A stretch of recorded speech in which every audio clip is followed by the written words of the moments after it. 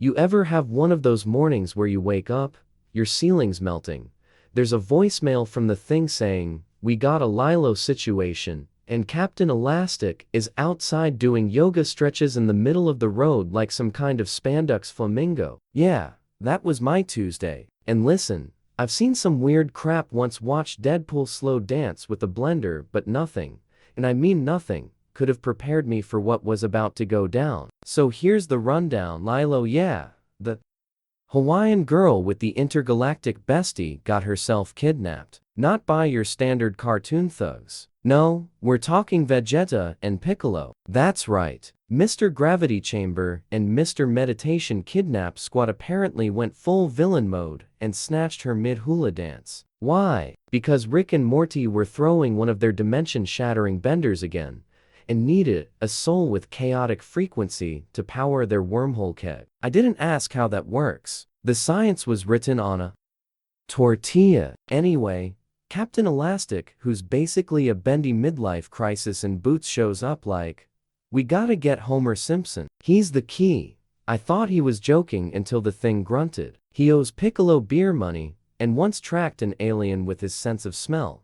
So now, we're loading up in a beat-up taco truck that Elastic rigged with the flux capacitor made of toaster coils and chewing gum, and we're off to find the most unpredictable mayor in Springfield, the bald, donut-slamming king of chaos himself, Homer freakin' Simpson. If that sentence alone doesn't make you want to slam that like button, I don't know what will. Seriously, like the video, subscribe to the channel if you crave deranged cartoon madness, hit the notification bell like you're punching Goku's ego, and drop a comment below if you think Homer would survive Dragon Ball Z. Trust me, this story's only gonna get messier from here. Now, let me paint the scene for you. Captain Elastic is driving the taco truck like he's playing Mario Kart on acid, arms stretching across the dashboard, one hand on the wheel, one hand outside slapping a street sign for good luck, and the other handing the thing a warm chimichanga that may or may not be sentient. The truck smells like burnt rubber, sour cream, and the unmistakable stench of cosmic irresponsibility. The thing's just sitting there,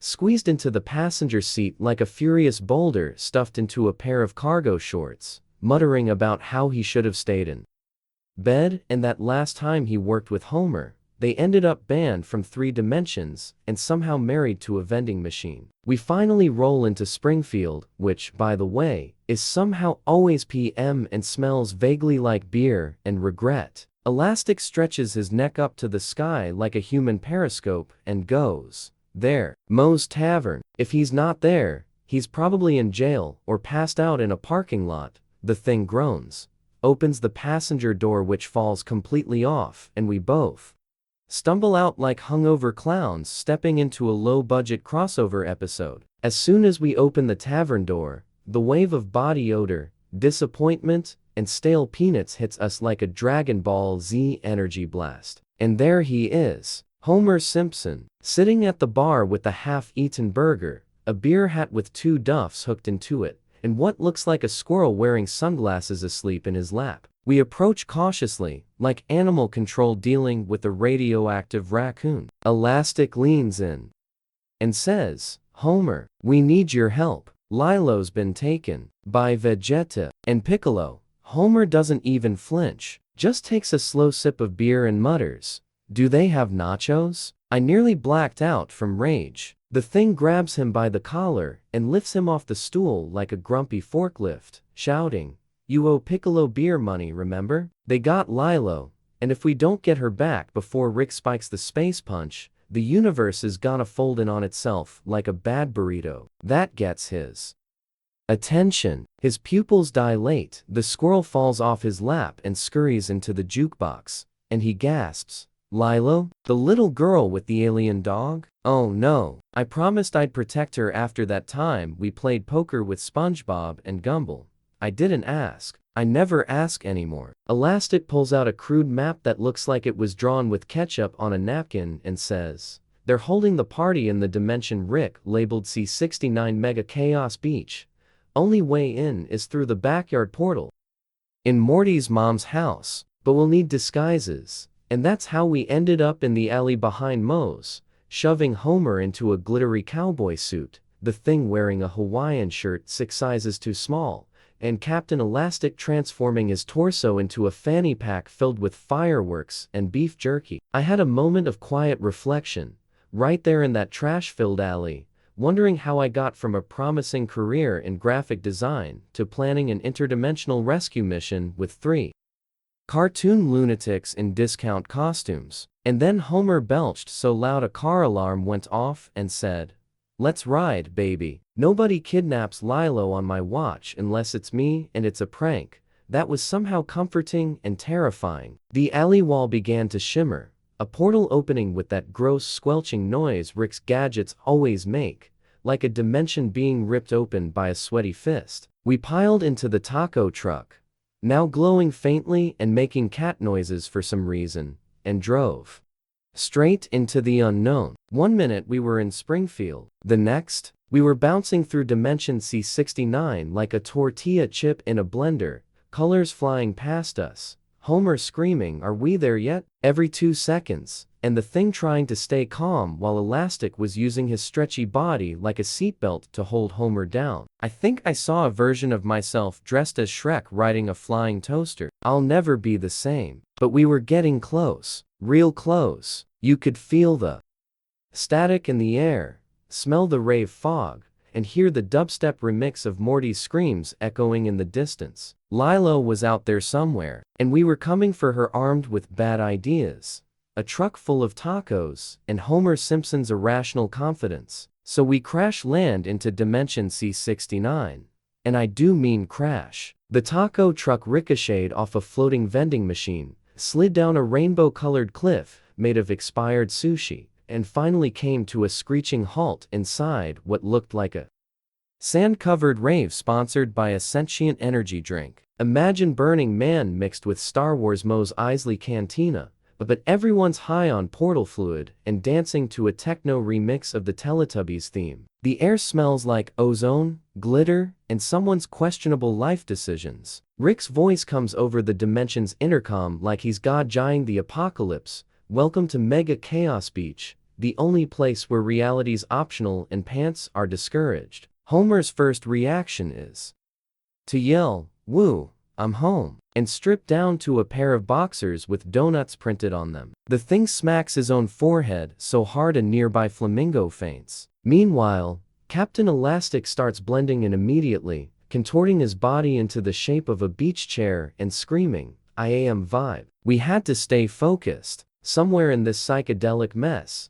Lilo was being held hostage by 2 of the most unstable characters in anime history. I scanned the crowd, aliens grinding against robots, a drunk Mario fighting with a drunker Luigi, and Morty being carried away by what might have been a gelatinous cube wearing a cowboy hat. Finally, through the strobe lights and vape clouds, I saw them. Vegeta, shirtless and oiled like a villain from a telenovela, standing on a flaming hover dais holding a coconut drink with a sparkler in it. Piccolo was next to him, meditating mid-air while Jying using only his brainwaves. And there, sitting sadly inside a holographic cage shaped like a pineapple, was Lilo wearing a party hat, arms crossed, looking more annoyed than scared. "All right," I muttered.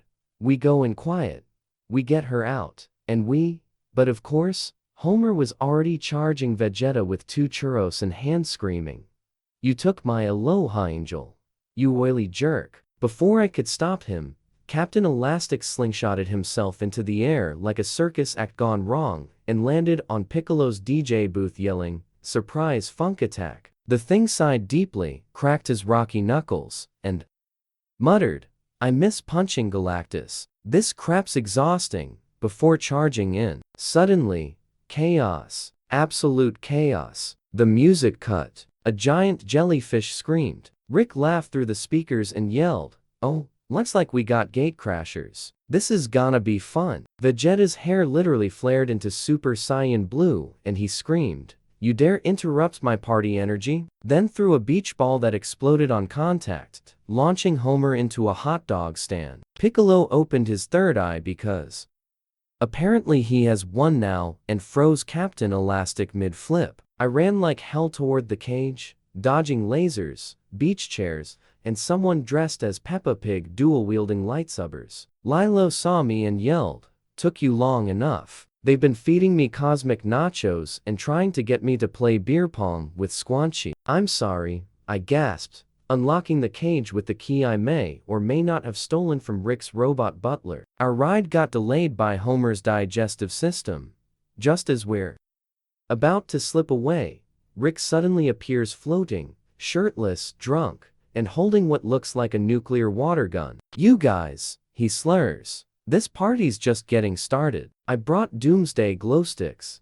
I was about to argue when the thing body slammed Vegeta into a taco volcano and yelled, "That's for episode 289, you pompous haircut." Everything was turning upside down, figuratively, and literally gravity began shifting, time bent in weird hiccups, and a version of myself from 5 minutes in the future screamed, "Don't trust the guac." We were in deep now. This wasn't just a rescue mission anymore. This was a full-blown dimension-level bar fight with anime warriors, cartoon legends, and one stretchy idiot doing the worm across the sand while yelling, "Bikini time is pain time." The question wasn't whether we'd win. It was whether we'd make it out with our minds intact, and whether Homer would ever find his pants again. So there we were, right? Caught between a kaleidoscope rave imploding on itself, and the unfiltered wrath of two pissed-off Saiyans with questionable boundaries and a love for over-the-top pyrotechnics. I had Lilo under one arm,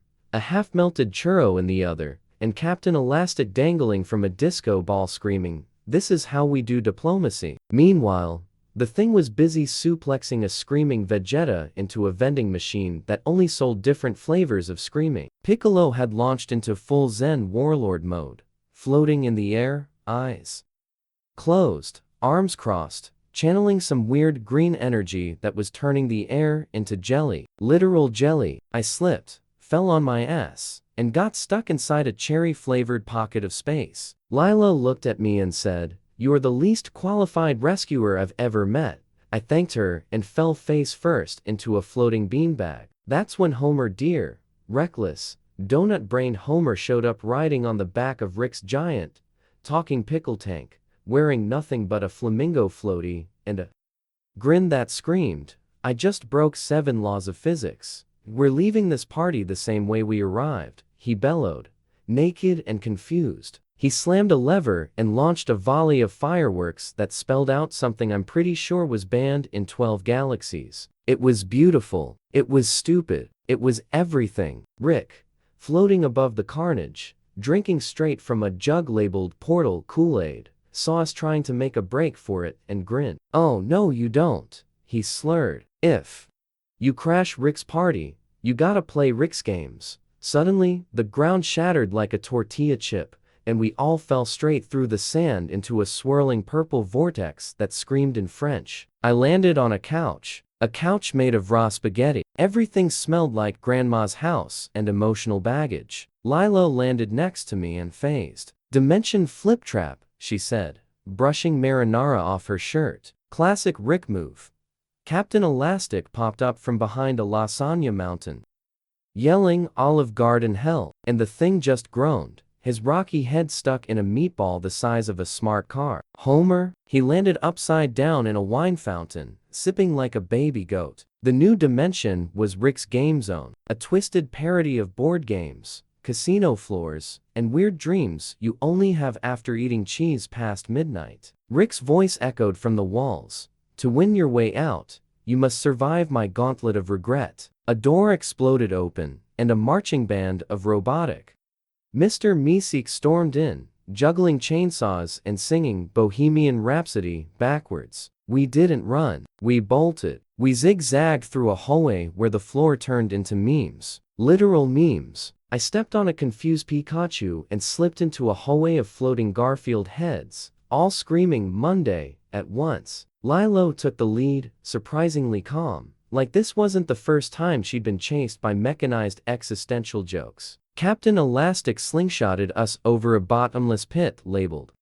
"Your Parents' Disappointment," and we landed in a room filled with sentient dice debating politics. "Don't engage them," I shouted. They feed on opinion. The thing punched a slot machine that turned into a crying clown and screamed, "I am too old for this crap." We eventually reached a golden door guarded by Rick himself, or at least, a version of Rick made entirely out of wet socks and bad vibes. He blinked at us and said, "Roll a d20, beat my vibe check, or stay here forever." In the zone of infinite regrets, I had no idea what that meant. But Homer stepped up, holding an actual d20 in his jelly-covered hand. I roll for freedom. It clacked, it bounced, it spun, and landed on a 21. Somehow, Rick's sock exploded in a cloud of cologne and dad jokes, and the golden door opened with the sound of Morgan Freeman sighing. We stepped through, right back onto Mega Chaos Beach, mid-party, mid-sunset,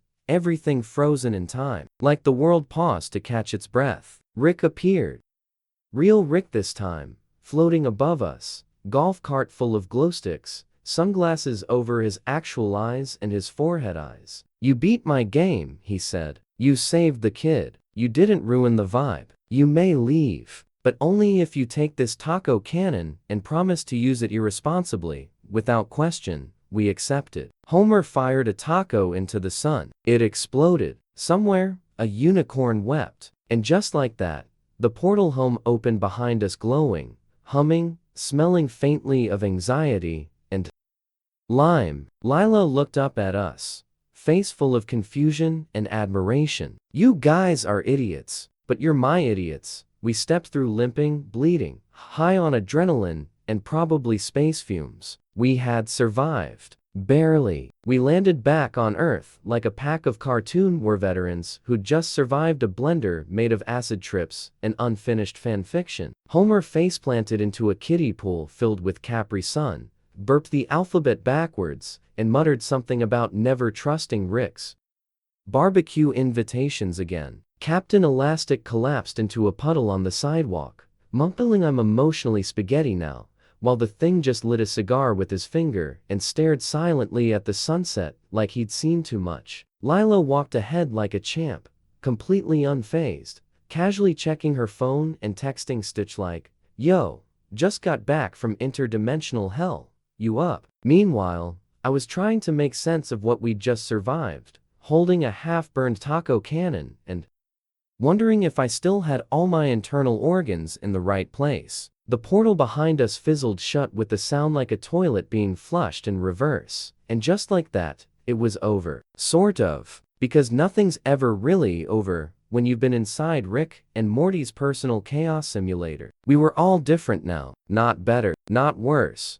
Just glitchier. The first thing we noticed was that the sky kept flickering between day and night, like someone was hitting Earth's light switch too fast. Birds flew backwards. A cloud coughed. My reflection winked at me and then flipped me off. That's when Lilo casually dropped the bomb. "And we brought some side effects back with us." "Side effects?" I screamed, looking down at my hands, which were now mildly translucent and smelled like corn dogs. Captain Elastic's legs were 2 inches longer than they'd been before, and the thing's rocky skin had developed glowing blue veins that pulsed to the rhythm of a theme song none of us could hear. And Homer, God help us all, was still riding the residual energy of the taco cannon like a caffeinated toddler. "I can see sound," he shouted, licking a fire hydrant. "I am one with the jelly." We tried to lay low, blend in, act normal, but it's hard to act normal when every traffic light turns into a Rick face and laughs at your sense of direction. We ended up crashing at Moe's Tavern,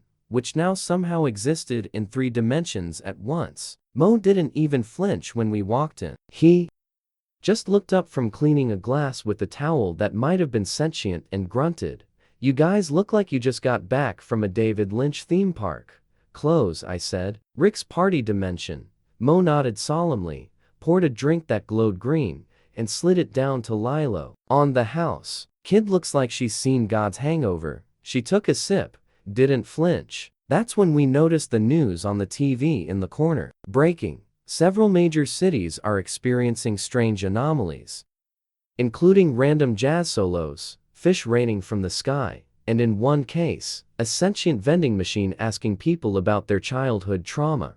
We all exchanged a look. Crap, Captain Elastic muttered. We broke the dimension barrier, didn't we? Nah, Lilo said. Rick just left the portal partially open. Typical. We had to fix it. Not because we were heroes. God no, but because if we didn't, Earth was going to be turned into one giant sitcom crossover episode starring everyone's unresolved issues. The thing stood up, cracking his neck. All right, one more ride into hell? More like purgatory with snacks, I muttered. Homer, still glowing faintly, screamed to the donut copter and ran outside. None of us had any idea what that meant. But the fight wasn't over yet. The universe was glitching, reality was hiccuping, and somewhere, Rick was probably watching and laughing while feeding a raccoon martinis through a straw. We had to go back, or forward, or sideways, wherever the plot demanded. So there we were again,